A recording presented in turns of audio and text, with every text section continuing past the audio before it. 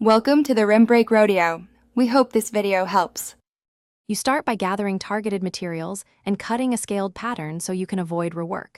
Pick knit fabric for snug fits and woven for crisp shapes.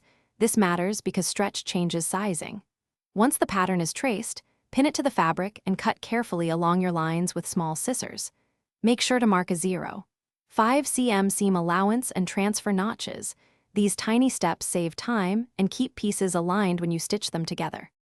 Begin assembling by matching labeled edges so you maintain orientation. This avoids flipping pieces mid-sew. Pin and baste curved seams first to check fit, because curves tell you if the garment will sit right on the doll. Once basted, sew permanent seams with a consistent 1/2 stitch allowance and press them. Pressing controls bulk and shapes hems. If you have a tiny sleeve, sew it in flat, then undersew the armhole to stabilize it. This makes the fits fit the garment and make finishing touches that affect wearability. Hem with a blind stitch for a clean look and attach fasteners like snaps or a short Velcro strip so the outfit is easy to remove. If the fit is tight, unpick the problematic seams and add fabric or reduce seam allowance where needed. Conversely, if it gapes, take seams in slightly.